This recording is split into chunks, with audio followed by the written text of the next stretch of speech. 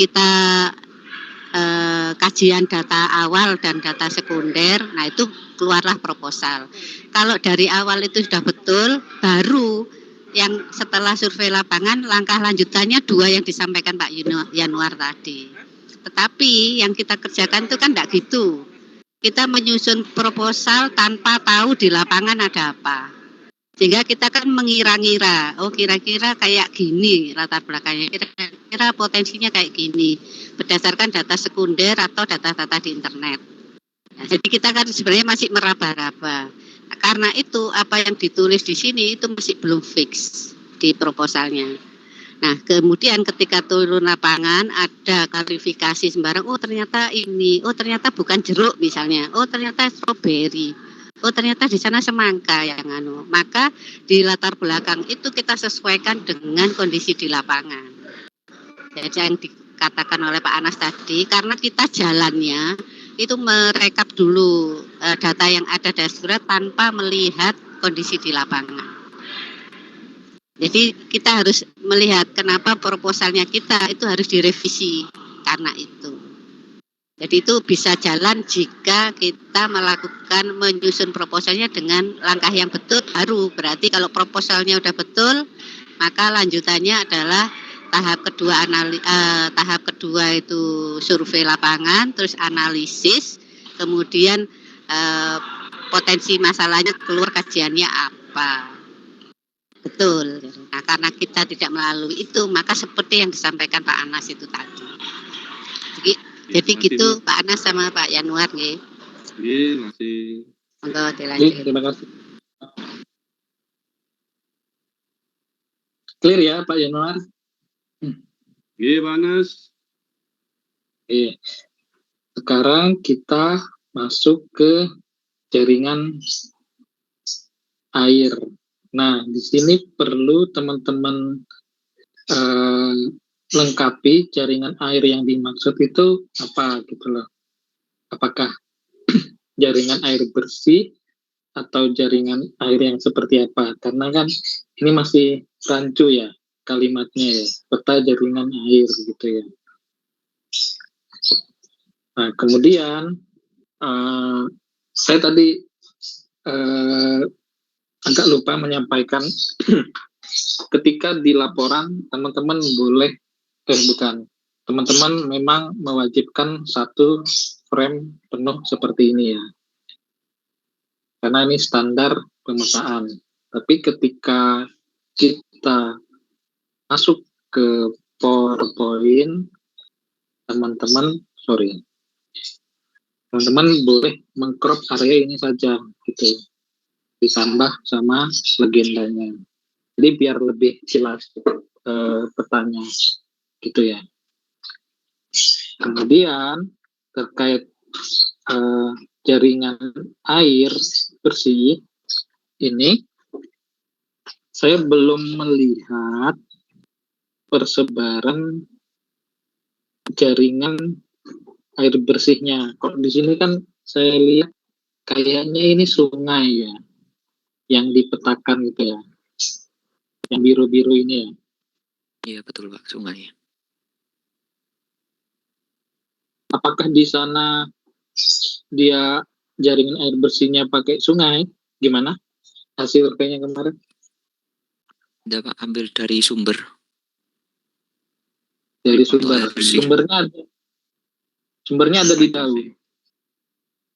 Sumbernya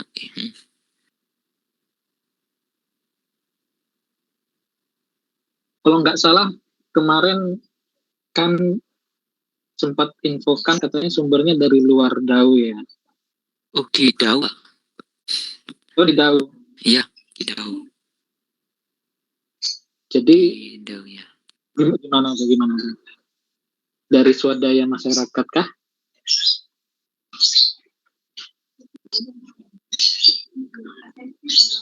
Mbak Nanda, monggo. Kayak tadi mau menjelaskan. Di Tegalwaru ya, sebelah barat. Ada 2 desa kalau nggak salah kemarin ya Mas kan ya, itu masuk di Gading itu Pak, masih termasuk Dau itu. Gading Kulon Iya. ini. Ya, Gading Kulon. Satunya lagi di mana sumber airnya?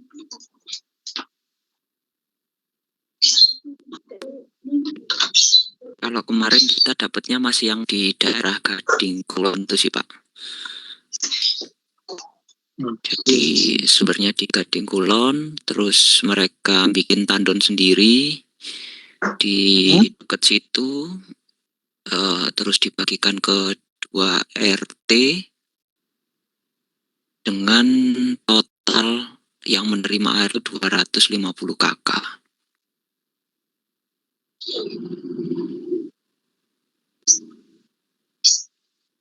Terus tabel ini apa ya? Itu dari Pak, dari data sekunder tuh Pak, dari DAU dalam angka kayaknya itu.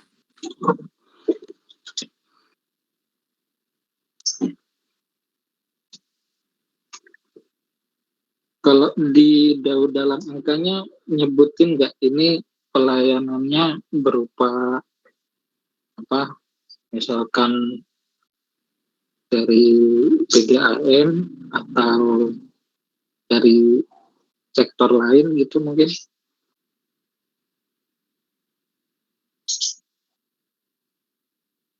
Sebentar. Saya kemarin belum lihat secara detail sih Pak untuk presentase layanan ini disajikan oleh PDAM-nya atau ada eksternal yang lainnya. Coba saya ini kan. Oke, nanti sambil dicek ya. Ini pelayanannya dari data sekunder ini dia seperti apa ya namanya rinciannya. Terus terkait tadi sumber air di Gading Kulon itu bisa teman-teman petakan misalkan titik gini ya. Sumber airnya di sini, kemudian pipanya misalkan ngarah kemana gitu ya. Terus tandonnya di mana gitu ya. Kayak misalkan seperti ini, tandonnya yang warna oranye ini. Kemudian ini berarti murni bukan dari PDAM kah? Atau dari swadaya atau gimana? Itu kemarin dari swadaya Pak, swadaya masyarakat situ sendiri. Oke, dari swadaya masyarakat ya. Yeah. Jadi nanti di legendanya berarti PDAM masukkan ya pastinya ya. Sebagian ada yang PDAM, sebagian ada yang pakai sumber air dari situ. Oke, berarti di legendanya nanti misalkan ini jaringan air bersih ya. Di sini rinciannya jaringannya ini saya coret. Misalkan yang biru ini dari jaringan swadaya. Misalkan di sini ada lagi PDAM. Jadi warnanya berbeda gitu. Misalkan ini PDAM lewat sini gitu. Lengkap ya, teman-teman tim peta ya. Jadi kita bisa melihat gambaran pelayanan air bersih dari Kecamatan Dau ini. Kalau PDAM di mana rutenya yang dilewati juga sama yang swadaya. Kalau sumur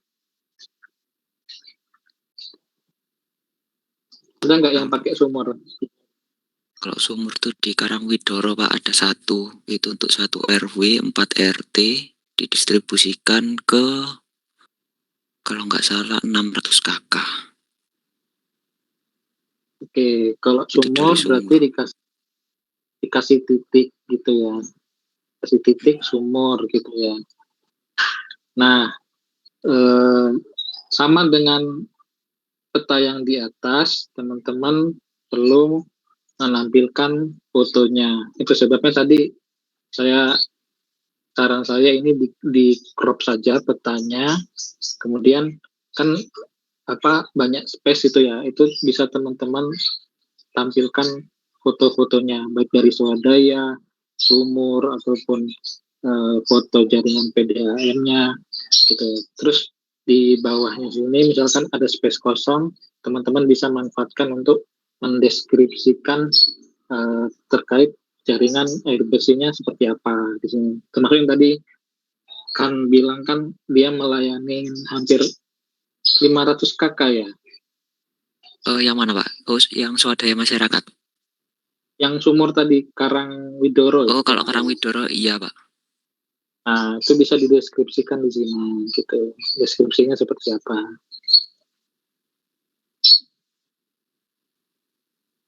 Nangkap ya? Untuk Iya. jaringan air bersih.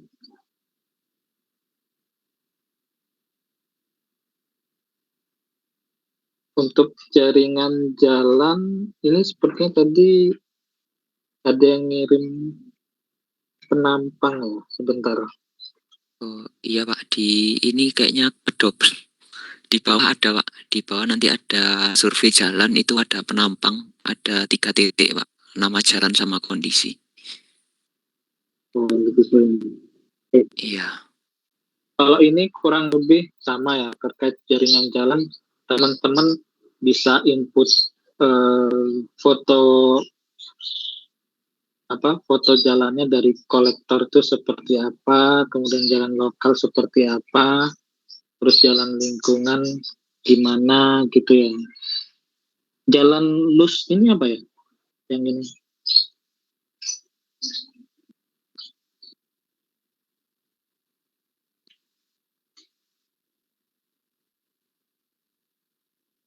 Kalau jalan setapak kan ini ya, udah jelas. Ini apa jalan lus ini?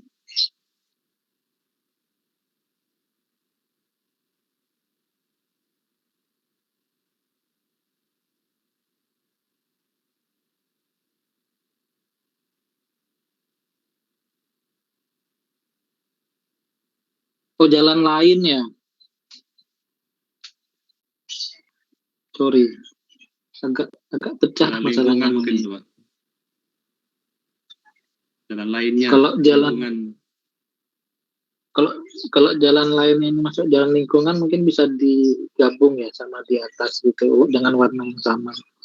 Nah, di jaringan jalan ini teman-teman membahas kondisi, terus perkerasannya, kalau fungsi juga bisa, kalaupun ada wewenang juga bisa.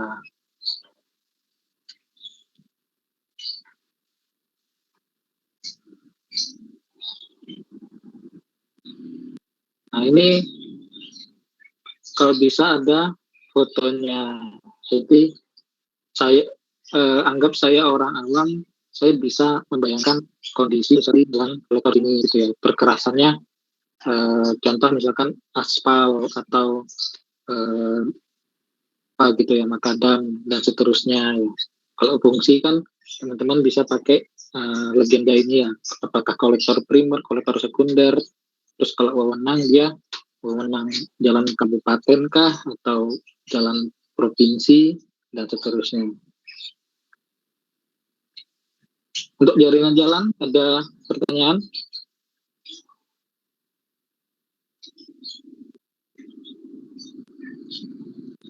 Itu perkerasan di materialnya. Lapisan Ya, materialnya. benar. Benar. Yang bagian permukaan atau bagian bawahnya, Pak? Bagian permukaan, apakah dia aspal, apakah tanah, apa makadam, apakah paving. Ya. Jadi nanti ada peta sendiri yang menggambarkan perkerasannya gitu. Termasuk ada peta kondisi, misalkan kalau yang baik itu warna hijau, sedang itu misalkan oranye, buruk itu merah gitu ya. Kalau perkerasan, misalkan kalau yang hitam itu aspal, kemudian kalau kuning itu paving dan seterusnya. Jadi ada peta-peta sendiri nih dari 4 item ini. Jadi bisa dibuat dalam satu slide, menjelaskan kayak misalkan kondisinya, perkerasan, fungsi, sama wewenangnya. Tuh. Nangkep ya? Kalau di fungsi berarti terkait dengan status jalannya, Pak. Oke, terkait status jalan. Kalau status jalan kan sudah tergambar ini ya, di sini ya, di legendanya ya. Nah, ini saya sekalian koreksi, jalan tol ini harusnya warna merah ya. Ini kan saya agak pink, tapi sebenarnya di sini nggak ada jalan tol di Dau gitu. Adanya kan di Karanglo ya. Jadi ini bisa dihilangkan item ini, jalan tol. Kecuali kita bahasnya makro pemetaan Kecamatan Dau dan sekitarnya gitu ya. Itu bisa di-input legenda jalan tol. Pak Anas, untuk Oke. pewarnaan dalam peta ada standarnya enggak untuk studio? Apa ikut Permen 14? Ikut Permen 14 Bu. Berarti Saya teman-teman udah tahu ya? Iya, Bu. Gitu. Soalnya tadi yang jaringan listrik atau apa itu tadi kan masih pakai garis warna ya. Mestinya saya lupa kalau ini coret-coretannya Pak Anas ya. Iya Bu, ceritakan saya Bu. Oh ya udah kalau gitu enggak. Artinya nanti disesuaikan. Ya gitu. Ya silakan lanjut Pak Anas. Oke, terima kasih Bu Mira.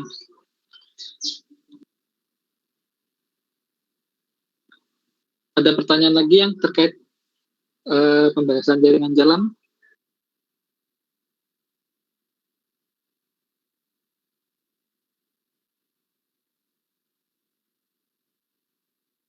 Gak ada? Kita lanjut.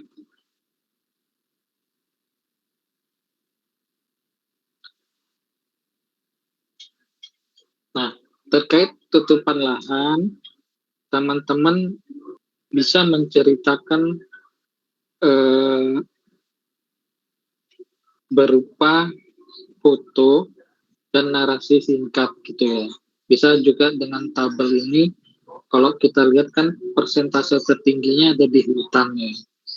Itu teman-teman narasikan. Yang paling rendah misalkan di sini ada kebun ya atau perkebunan gitu ya di sini. Ini bisa teman-teman narasikan, dan juga foto-foto terkait tutupan lahannya dari segi permukimannya seperti apa, kemudian pertanian lahan basah, pertanian lahan keringnya gimana gitu ya, terus hutannya yang gimana gitu. Ada pertanyaan terkait tutupan lahan?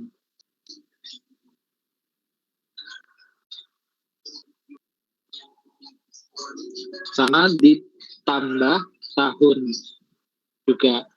Jadi tutupan lahan ini tahun berapa di sini? Gitu. Karena ini akan nyambung peta ini sama tabel ini akan nyambung nanti di analisis gitu. Karena kan kita ada analisis perubahan tutupan lahannya. Jadi berapa persen dia perubahannya itu akan dibahas di analisis gitu. Jadi dilengkapin tahun ini ya, tahun tutupan lahannya juga. Ada pertanyaan terkait tutupan lahan?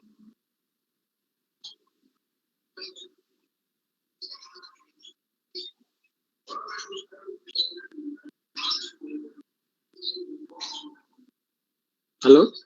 Gimana? Belum. Teman? Oke. Sementara belum, Pak.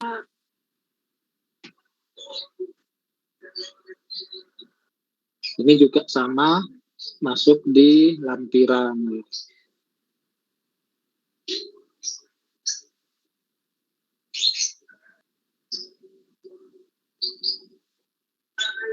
Sekarang masuk di kependudukan.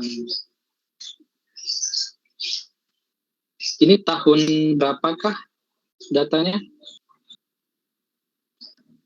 Masih tahun 2025, Pak. Datanya 2024 menggunakan daun dalam angka 2024.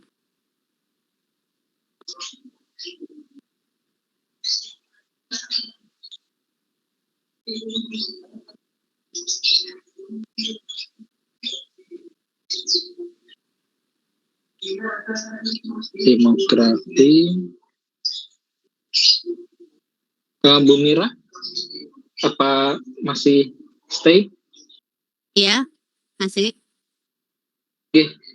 Bentar Ini ya. Bu, minta saran Bu, kalau saran saya kan ini cuma 1 tahun Bu ya. Bagaimana kalau yang dibahas di slide ini itu langsung ke slide ininya Bu dalam 5 tahun terakhir. Coba kembali. Yang di atas Bu ya. Oke Bu. Yang ini ya.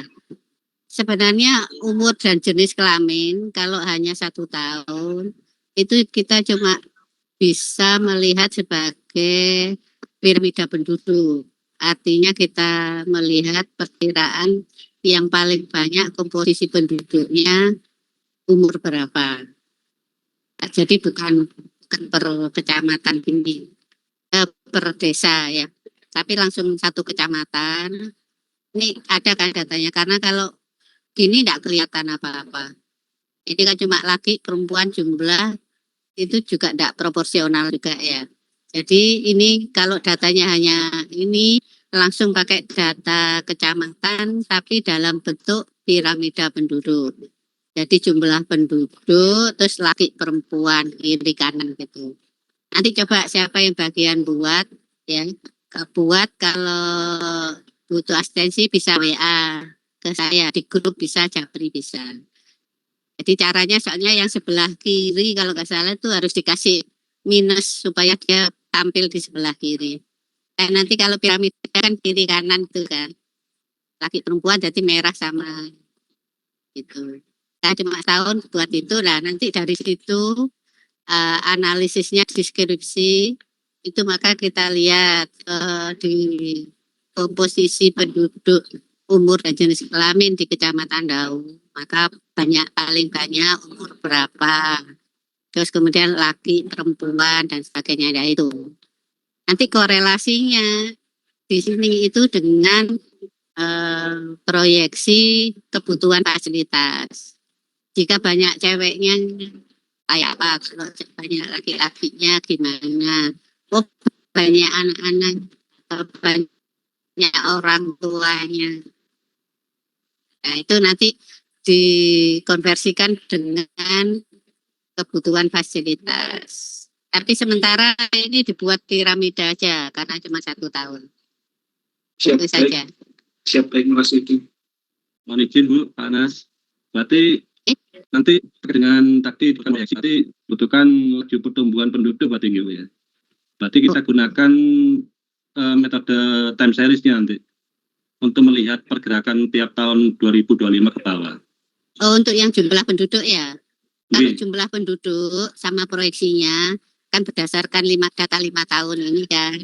Nanti dicari pertumbuhannya atau A-nya ya. Terus baru masukkan rumusnya, keluarlah proyeksi 20 tahun ke depan. Ya, beda.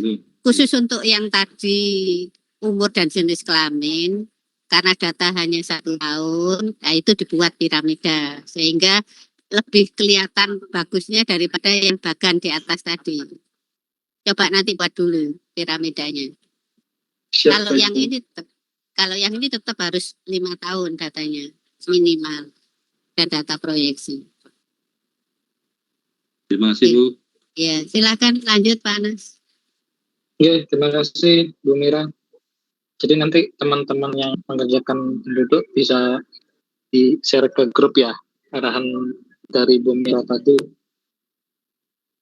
Meminta yang data terkait 1 tahun ini dibuatkan piramidanya ya, dari segi jenis kelamin sama menurut umur ya. Kalaupun ada tambahan lain, misalkan ada selain 2 item ini, coba dibuat piramidanya juga gitu. Siap, baik.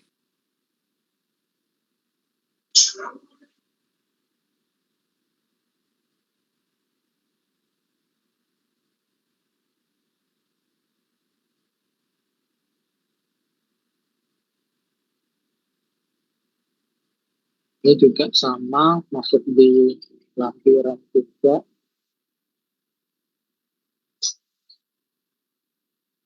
Nah, sekarang masuk di sosial budaya ya.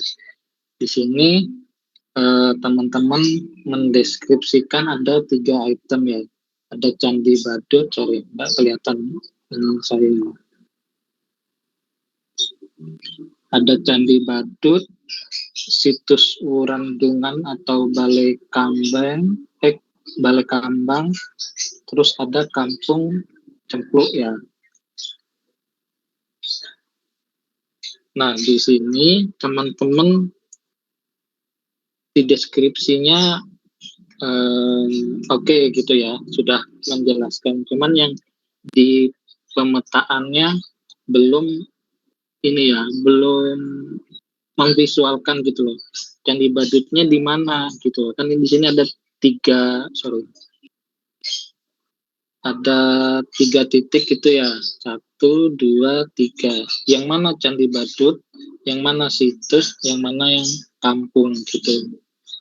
Ini belum apa ya, belum informatif dari segi pemetaannya gitu.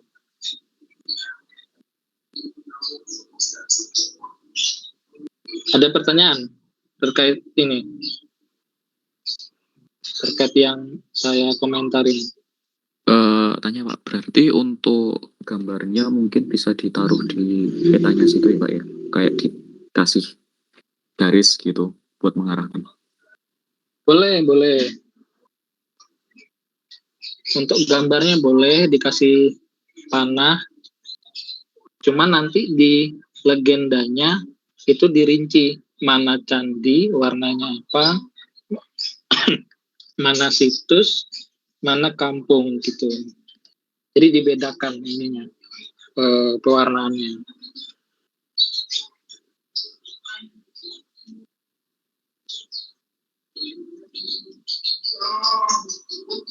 Kalau yang tergambar yang sekarang ini kan saya orang awam kan nggak bisa ini ya, nggak bisa lihat di mana sih lokasi candinya gitu ya, di mana sih Kampung Cempluk gitu ya. Jadi di legendanya hanya menyebutkan budaya berwujud gitu. Ya Pak. Oke. Nah ini naik ke atas ini bisa lumayan hemat slide ya. Foto-foto ini bisa masuk ke petanya gitu.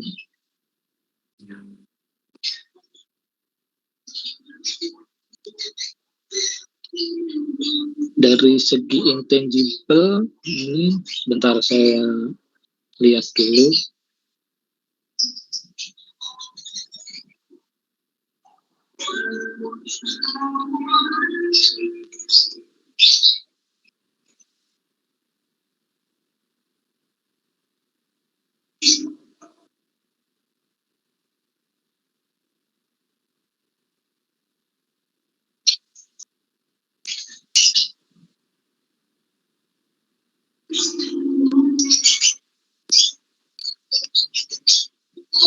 Ini bisa dibuatkan ininya enggak ya? Ilustrasi fotonya ataupun ada foto kegiatannya di sana kan? Ada di bawah Pak, slide bawahnya. Oh, ada di bawah. Oh ini, oke. Gotong royong.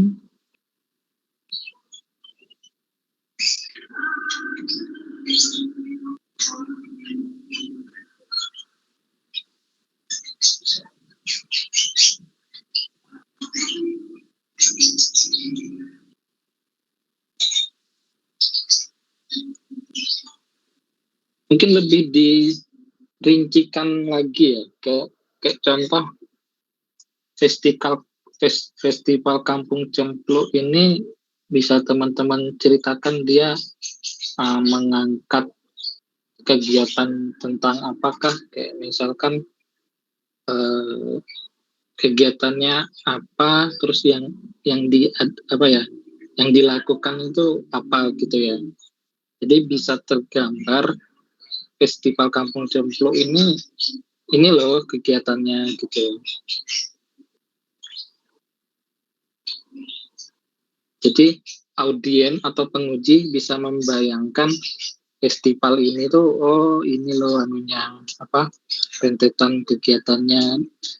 Kenapa adanya festival ini? Ternyata mereka ada hal-hal yang dilestarikan terkait misalkan kebiasaan zaman dulu gitu ya, kayak misalkan bersih-bersih makam, atau misalkan ada acara dan sebagainya ya gitu ya. Saya kurang paham juga nih terkait festival Kampung Cempluk seperti apa di Dau. Terus juga terkait acara bersih desa ini seperti apa diannya, kegiatannya. Gitu ya, teman-teman. Berikan narasi tambahan gitu ya Pak ya di bawah. Ya, yang Narasi menjelaskan singkat gitu. ya narasi itu kegiatannya kayak gimana sih gitu. Ini sama masuk lampiran.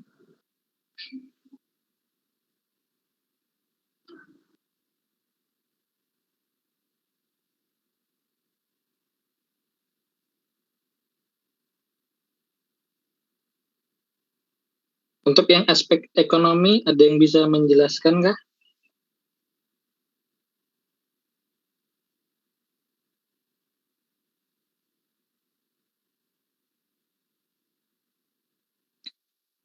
Iya Pak, itu grafik untuk jumlah produksi pertanian sayur Pak dalam kuintal di 4 tahun terakhir dari 2020 sampai 2024.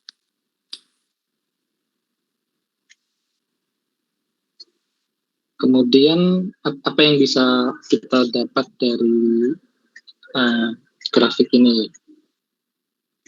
Nah, itu nanti kita dapat ini sih Pak, jumlah produksi yang terbesar di Kecamatan Dau itu apa? Yang terbesar apa ya di sini? Oh, untuk yang paling besar sih di situ kembang kol. Bawang merah. Ya, bawang merah, iya, bawang merah. Untuk di tahun terakhir. Mungkin di sini juga bisa dilihat kalau produksi pertaniannya itu tiap tahun turun terus. Tapi kok kalah ya? Pengurangan lahan pertanian waktu itu. Kalau bawang merah terbesar tapi kalah ya grafiknya sama kembang kol ini. Untuk tahun yang terbaru Pak, tahun 2024-nya yang kalah. Oh begitu. Itu karena apa ya dia kalah ya? Nanti mungkin bisa lebih diselidiki Pak, atau mungkin ada penurunan harga kembang kol atau bawang merah lebih menarik karena harganya yang lebih mahal mungkin. Tapi masih diselidiki secara mendalam. Iya. Nanti tolong digali informasinya ya. Itu kan biasanya dapat dari wawancara juga ya, baik dari instansional ataupun dari masyarakat. Kenapa yang selama ini saya kembalikan, selama ini bawang merah oke dari 2020, terus 2021 turun, anggap ini pasca COVID-nya itu ya, artinya era-era COVID-nya ya, 2021, 22, terus sampai turun sampai 8.000-nya 2024. Itu bisa teman-teman narasikan ya, kalau memang bawang merah ini unggulan di Dau gitu. Karena ini kelihatannya kan kol yang lebih tinggi ya, gitu. Ya Pak, tapi untuk tahun 2024-nya entah kenapa kembang kolnya kok menurun Ya. drastis, kurang dari setengahnya.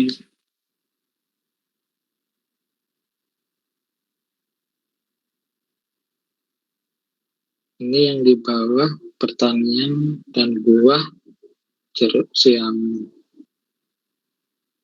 Berarti yang lain nggak tinggi ya ini ya, hanya jeruk siam saja. Iya Pak, betul. Oke, kalau gitu dua dua slide ini dari segi sayur, buah, peternakan nggak ada kah? Belum dapat Pak kemarin. Peternakan. Oke, itu nanti menyusul ya. Jadi nanti dibuatkan alur kalau dari segi sayur.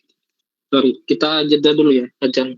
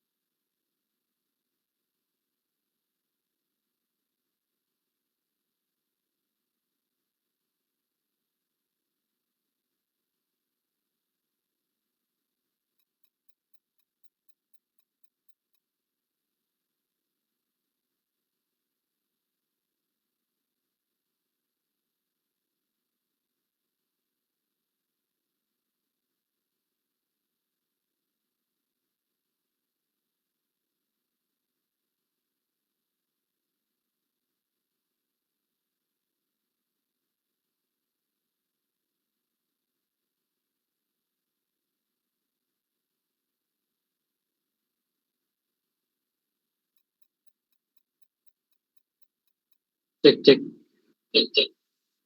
Masuk, Pak.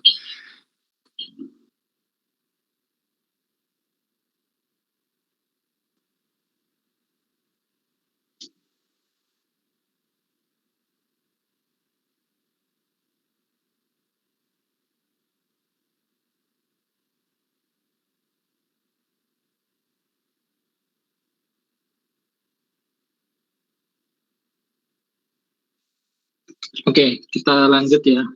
Terkait yang ekonomi tadi, mungkin bisa bentar.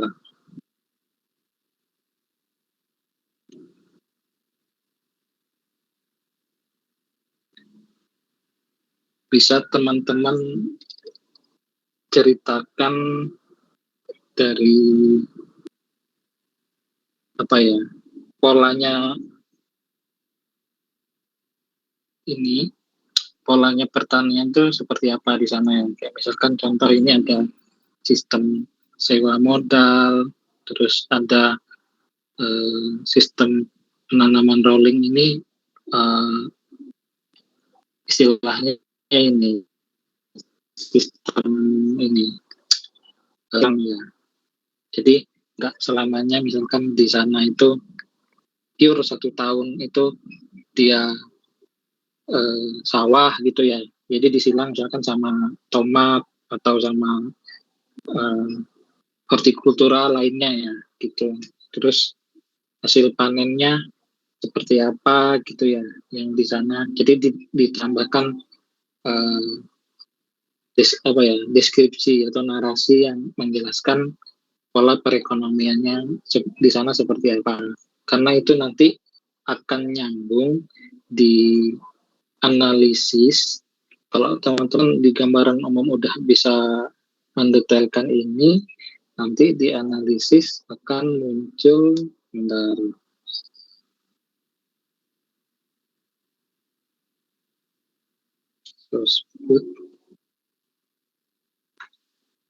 pola pemasarannya ini gitu ya. Termasuk tadi yang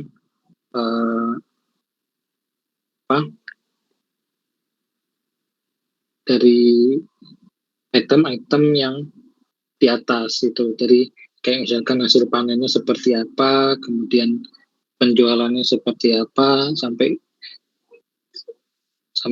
ke konsumen gitu ya. Lengkap ya maksud saya.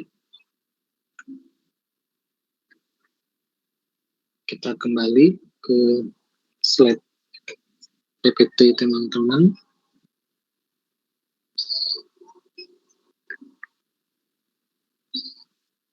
Dari aspek ekonomi ada pertanyaan?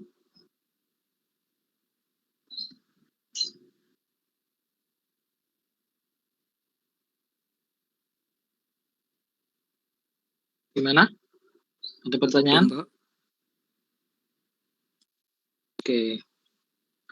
Ini masuk di slide bawah lampiran saja ini. Ini juga sama.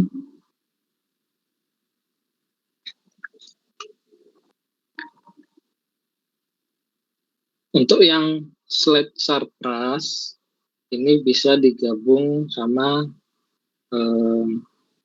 petanya. Jadi kalau mau bahas fasilitas pendidikan gitu ya, ini digabung aja biar hemat slide ya gitu. Jadi misalkan taruh di sini gitu. Masukannya juga sama. Gimana? Untuk petanya ada di bawah semua, Pak. Pendidikan.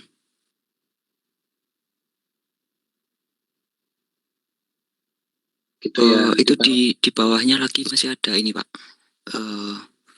Yang dipecah lagi per masing-masing jenjang pendidikannya.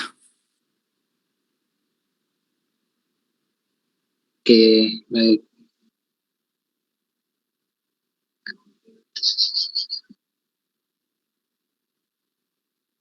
Jadi ini peta secara keseluruhan, cuman ini kayak kurang nampak ya, bisa dibesarin lagi ya. Full screen kecil-kecil gini. Jadi kalau kasihan kalau misalkan dapat penguji yang mata tua nggak kelihatan namanya persebarannya gitu ya. Iya Pak, baik. Nah, terkait peta ini saya lihat teman-teman udah mulai mencoba analisis radius pelayanan berdasarkan SNI ya. Kalau TK itu 500 meter. Nah, sebenarnya item ini kan ada buffer area 500 meter ya. Tapi ini slide ini harusnya masuk di bab analisis terkait analisis sarana. Dia nggak masuk di gambaran umum gitu. Jadi kecampur masih ini anunya materi PPT-nya.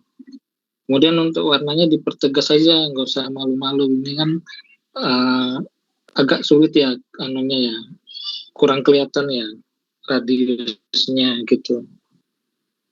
Pede aja gitu sama warnanya gitu.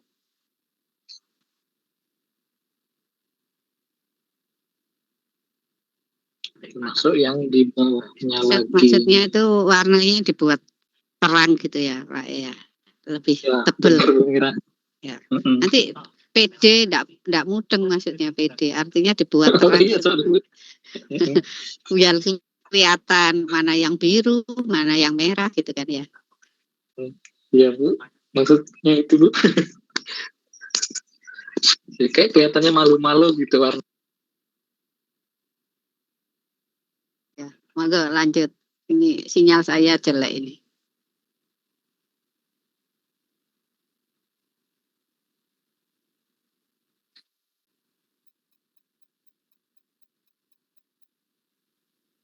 Sorry, saya kelempar tadi di akun saya kan 2 masuk di sini ya. Terus yang ini, nah untuk judul juga sama ya. Jadi kalau membahas terkait TK, judulnya di sini juga disesuaikan. Radius pelayanan fasilitas pendidikan TK gitu ya di Kecamatan Daun. Karena di bawahnya ini masih umum gitu juga, nggak rinci dia fasilitas pendidikan yang apa gitu. SD 1000.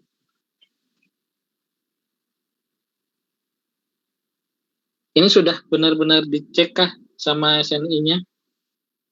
SD 1000, SMP 1000 ya? Berapa Pak? SD 1000 Pak, SMP juga 1000.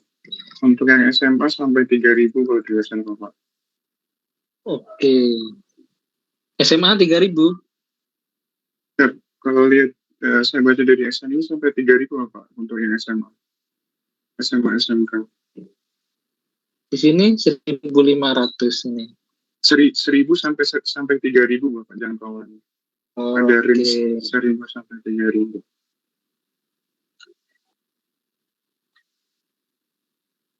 Kalau begitu lihat di akreditas ya. Kalau saya lihatnya di akreditas ininya ya, pendidikannya ya. Kapan saatnya dia 1500, kapan saatnya dia 3000 ya. Artinya kalau dia punya akreditas yang tinggi itu biasanya di plotting 3000 gitu ya. Siap.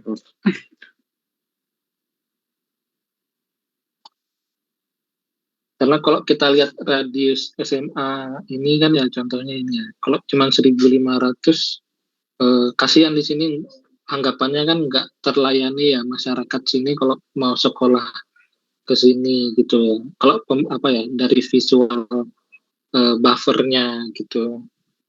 Terus yang masyarakat di sini juga padahal hitungannya kan dekat ya jarak tempuhnya gitu. Tolong dicek lagi. Sama yang ini tadi pagi saya sempat juga lihat yang perguruan tinggi ya. Kalau perguruan tinggi ini kan di SNI nggak ada kan ya, setahu saya ya. Setiap Perguruan periode tinggi. Bapak di SNI saya juga Nah, bentuk Bapak. 2000 ini dapat dari mana ya? Kan karena di SNI tidak ada, saya kira saya gunakan yang SMA itu tadi Bapak, jangkauan yang paling tinggi, atau tidak usah diberikan buffer saya Bapak. Ini nanti menjebak teman-teman nanti kalau penguji bilang 2000 sumbernya dari mana ya gitu ya. Nah kita tahu sendiri ya, Macung ini levelnya kan hampir internasional ya kan, yang masuk situ kan juga orang-orang luar juga ya gitu, termasuk Universitas Muhammadiyah juga beberapa kali kalau saya amati kan orang luar negara Indonesia juga ada beberapa yang kuliah di, tapi nggak masuk di sini ya Unmuh ya, sorry saya konfirmasi, nggak masuk di DAU ya? Nggak masuk, Pak. Oh gitu. Kalau perguruan tinggi kalau memang nggak ada itu sebenarnya teman-teman nggak perlu di buffer ya. Jadi teman-teman bisa mendeskripsikan kalau dari segi pelayanan dia itu secara nasional kah, secara provinsi, itu bisa teman-teman coba akses ya di websitenya atau di kampusnya atau di berita-berita yang memberikan informasi pelayanannya. Jadi yang dia serap itu mahasiswanya di mana aja. Kalau yang saya tahu Macung ini kan nasional sudah kan ya. Bahkan juga orang-orang luar juga beberapa masuk di Macung ini kampusnya. Sama terkait juga sekolah tinggi teologi ya namanya ya. Bener ya ini?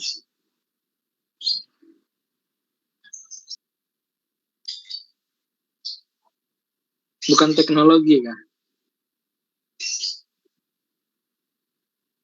Kalau teologi mungkin agama ya. Kalau nggak salah di situ itu teologi deh. Ada kayak seminari, kalau kita itu kalau Islam tuh kayak pondokan gitu, kalau di sana khusus biarawan apa gitu loh, saya lupa. Iya. Memang sekolah khusus apa ya, kayak pastor itu loh, teologi gitu ya. Di depannya itu kalau nggak salah malah depannya sekolah teologi itu ada wisata kolam renang sama pancing kalau nggak salah. Oh ya, saya nambahin ya, kalau nggak salah yang untuk SMP sama SMA itu ada yang khusus. Jadi kayak Suraya, Ar-Rahma itu dia skalanya itu regional bahkan nasional, tetapi itu dia tidak bisa dihitung sebagai kalau kalian menghitung kebutuhan SMP gitu ya. Terus kayak sekolah dasar kayak sekolah SMP umum misalnya 2.500 orang, apa itu radiusnya sekian gitu. Karena yang sekolah-sekolah khusus itu dia tesnya juga khusus. Jadi meskipun ada penduduk sebelahnya situ, dia tidak ikut rayon. Jadi dia untuk masuknya kayak perguruan tinggi. Jadi itu nanti dipisahkan. Artinya dianalisis dan uraian deskripsinya itu juga harus dijelaskan. Beberapa sekolah SMP atau SMA di situ itu sifatnya khusus. Itu saja. Nangkep ya teman-teman ya? Iya, Pak.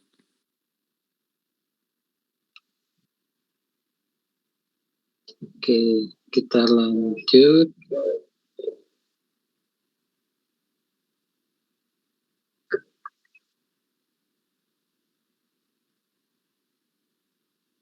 Ini juga sama, kalau bisa digabung sama petanya biar nggak terlalu banyak slide. Kemudian yang fasilitas Dan di peribadatan juga sama ya, ini masih belum kelihatan banget ya di petanya itu, jadi bisa diperbesar ikonnya.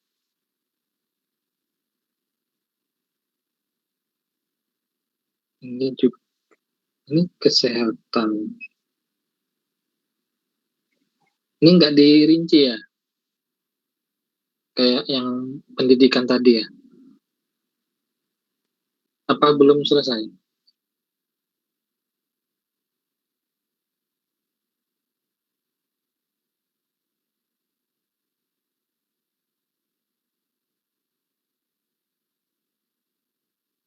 Mana teman-teman?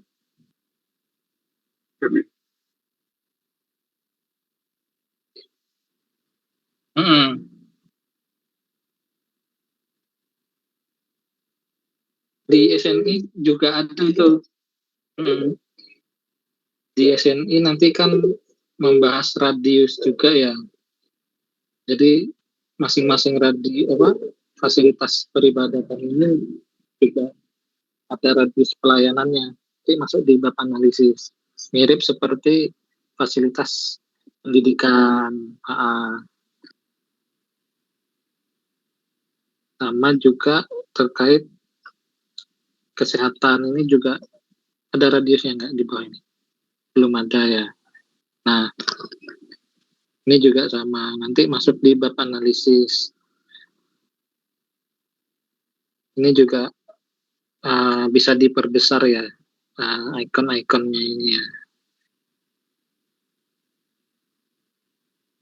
Kemudian fasilitas perdagangan. Ini petanya di mana?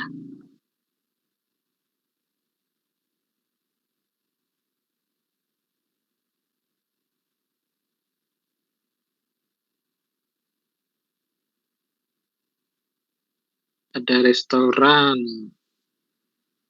ada minimarket, ada apa ini? Kelompok pertokoan, ada pasar ya. Belum dipetakan ya? Ada restoran. Mungkin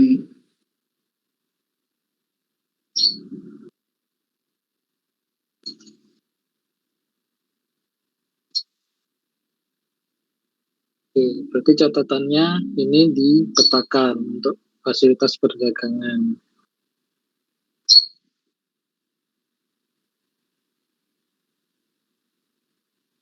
Ini Koperasi Merah Putih.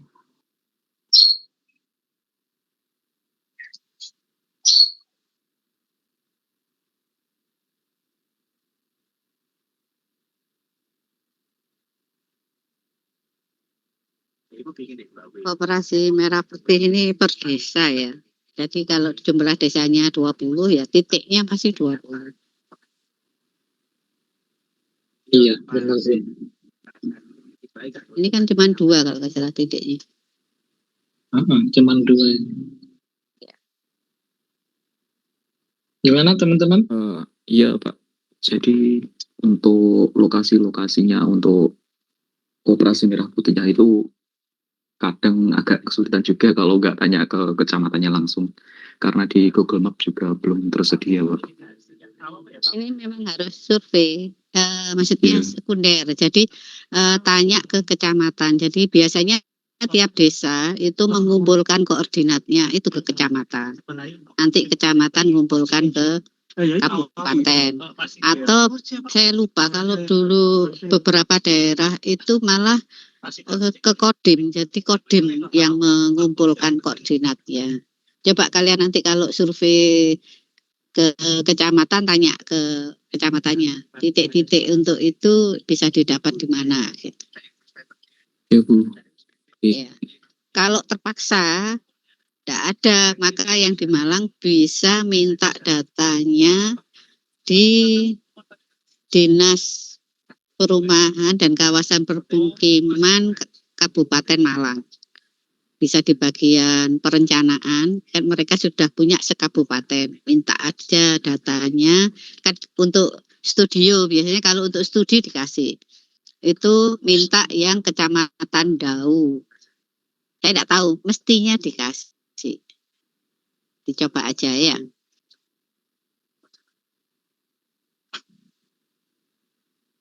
Oke, monggo dilanjut.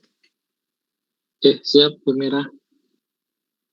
Jadi saya menambahkan yang Bu Mira sampaikan tadi. Jadi memang kalau secara existing dia belum terbangun, sebenarnya setiap desa itu mengumpulkan titik koordinatnya biasanya. Itu berhubungan sama perizinan gitu ya.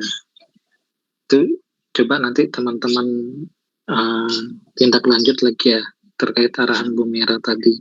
Jadi secara penggambaran walaupun existing belum ada, kalau teman-teman udah dapat titik koordinatnya bisa teman-teman titik gitu. Misalkan di sini gitu. Itu ya teman-teman. Iya Pak.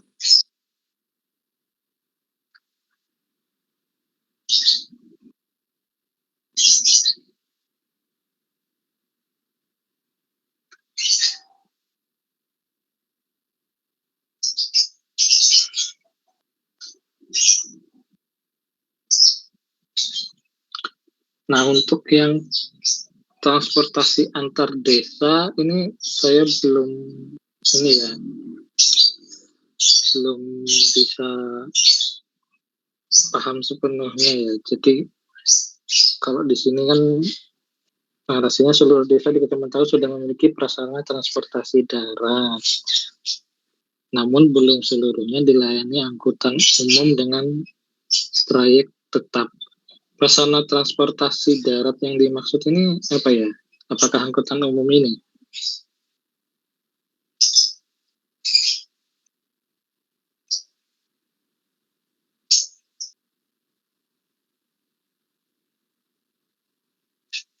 Gimana, teman-teman?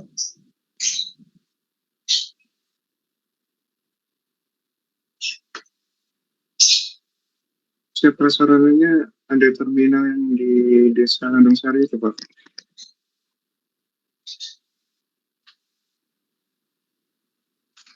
Nah, berarti dilengkapin narasinya ya. Transportasi daratnya ada apa saja gitu. Nah, di sini kan ada list trayek tetap ya. Ini tanpa dengan. Nah, trayek tetap ini bisa dipetakan kah rutenya ini? Jadi kalau kita balik ke sini dengan trayek tetap, biasanya kan ngikutin jaringan jalannya. Berangkatnya dari mana? Misalkan dia titik akhirnya di Terminal Landung Sari ya, misalkan terminalnya di sini.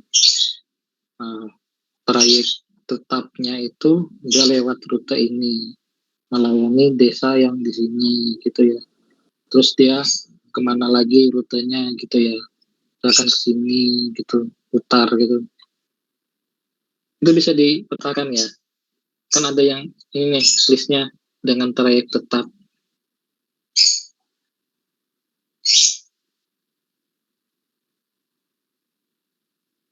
Jadi ikutin jaringan jalan aja sebenarnya.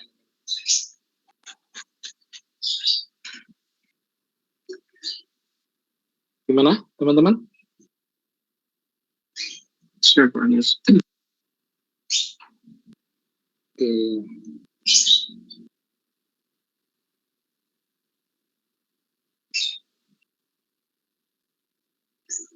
Nah, yang slide ini masuknya di sarana sebenarnya. Kayak tadi saya bilang cek lagi outline-nya ya. Dan yang dibahas harus sinkron sama narasi yang di sini. Kok di sini kan menyebutkan pola permukimannya dia linier ya, mengikuti jaringan jalan dan perkembangan kawasan perkotaan yang berbatasan dengan Kota Malang ini ya. Kunci kalimatnya kan di sini ya. Kemudian apalagi nih?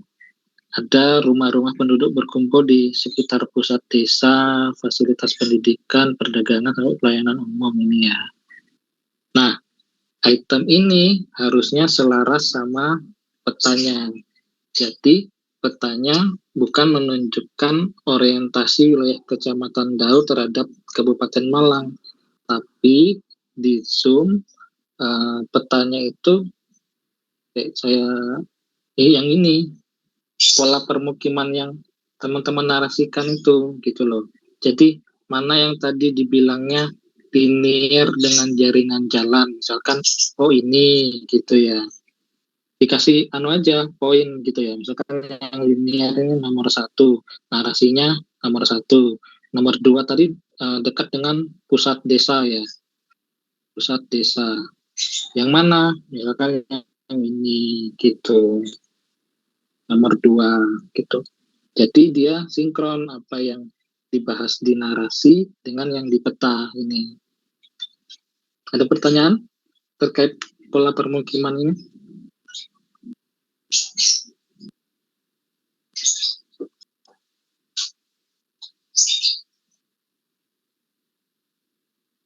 Tidak ada? Belum, Pak. Sementara belum, Pak. Tapi paham ya yang saya maksud ya? Iya, paham. Mensinkronkan apa yang teman-teman sudah narasikan, menyebut sudah dia membentuk pola linear, terus juga dia ada di pusat desa, ada di fasilitas pendidikan dan sebagainya. Tuh. Terus ini penampang jalannya ya.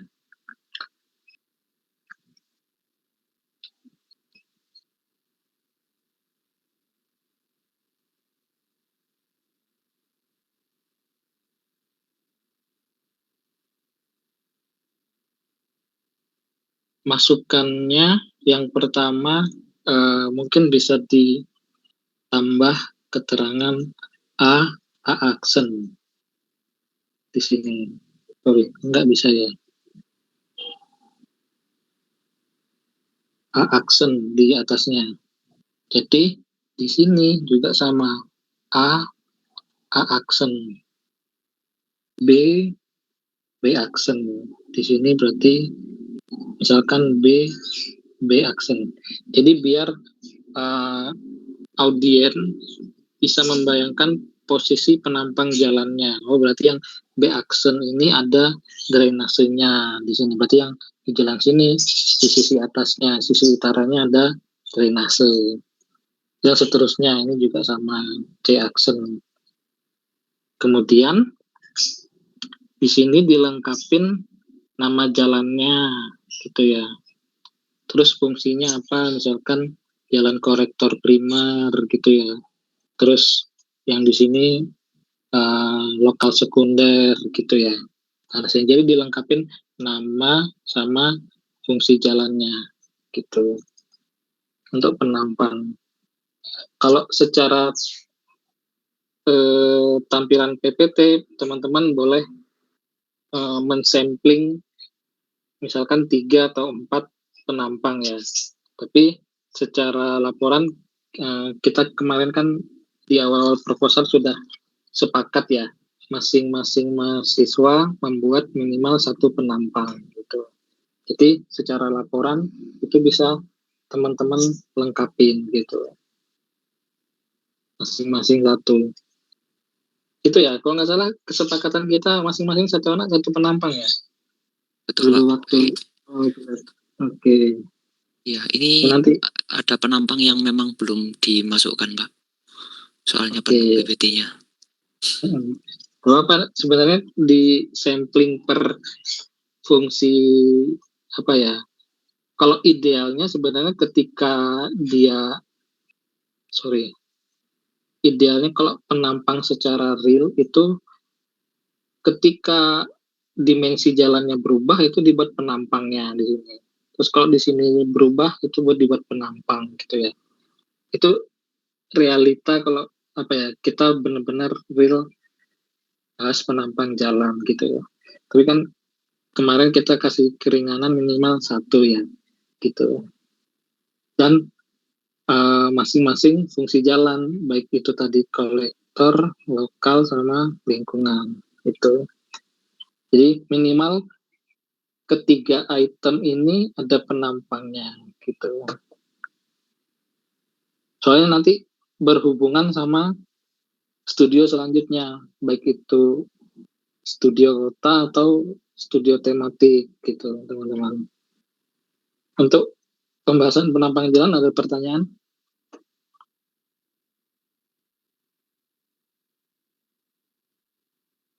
Sama ini juga ya, misalkan di poin C ini kan udah merinci 0,3 meter lebarnya ya, tingginya juga dihitungin berapa.